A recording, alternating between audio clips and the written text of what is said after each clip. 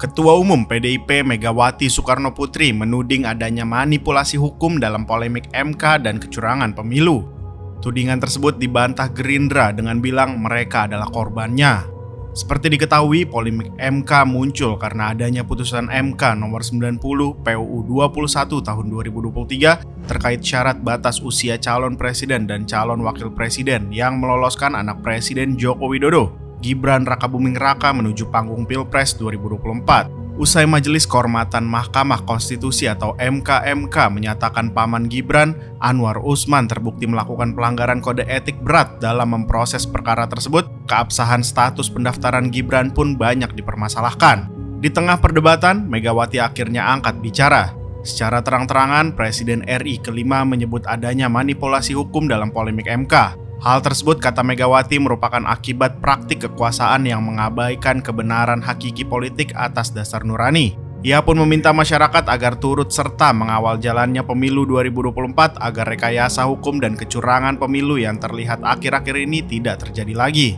Pernyataan Megawati kemudian dibantah Wakil Ketua Umum Gerindra Habibur Rahman. Ia menegaskan pihaknya tidak pernah melakukan kecurangan. Menunjuk orang, 3 jari berbalik ke yang menunjuk.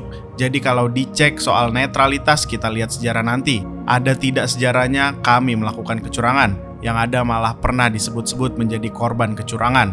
Katanya saat ditemui di gedung DPR RI Senayan, Senin 13 November 2023. Habibur Rahman mengaku pihaknya menghormati sosok Megawati sebagai tokoh bangsa sekaligus anak Presiden pertama Insinyur Soekarno. Menurut dia, apa yang disampaikan Megawati menjadi hal baik yang perlu diterapkan dan menjadi acuan dalam berdemokrasi. Tetapi acuan tersebut tidak tepat jika ditunjukkan pada pasangan Prabowo Subianto Gibran Rakabuming Raka. Pasti apa yang disampaikannya norma yang baik untuk kita ambil, tetapi acuan yang dicontohkan sepertinya kurang tepat. Kalau soal putusan MK, jelas-jelas putusan MK menyatakan tidak bisa memeriksa dan menganalisa putusan MK. Artinya tidak ada masalah dengan keputusan MK. Tidak ada pelanggaran konstitusi, tidak ada pelanggaran undang-undang lanjutnya. Sementara itu, pengamat politik Universitas Al-Azhar Ujang Komarudin juga mengatakan bahwa dulu PDIP pernah melakukan hal serupa. PDIP pernah menentang perubahan syarat minimal pendidikan Capres-Cawapres agar Megawati bisa maju di Pilpres 2009. PDIP di masa lalu sama juga, dengan mengondisikan syarat minimal batas Capres dulu jadi SMA, itu dilakukan oleh PDIP. Jadi sebetulnya kalau urusan politik sama saja, kata Ujang kepada Forum Keadilan Senin 13 November. Ujang juga mengamini perkataan korban yang sebelumnya disebutkan oleh Habibur Rahman. Kata Ujang, PDIP pernah merugikan Gerindra di perjanjian batu tulis, di mana isi perjanjiannya adalah Prabowo menjadi cawapres Megawati di Pilpres 2009 dan sebagai imbalannya Megawati harus mendukung pencalonan Prabowo pada Pilpres 2014.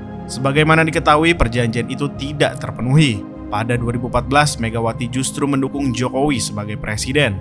Untuk itu Ujang menjelaskan, saling menjatuhkan apabila tidak sejalan dengan pandangan itu adalah politik kita. Prabowo yang dirugikan di perjanjian batu tulis kan, itulah yang dilakukan politik. Politik kita itu kan kalau sedang lagi berteman diam, kalau tidak berteman teriak, dan semua partai dan elit hampir pernah melakukan kekeliruan yang sama, tutupnya.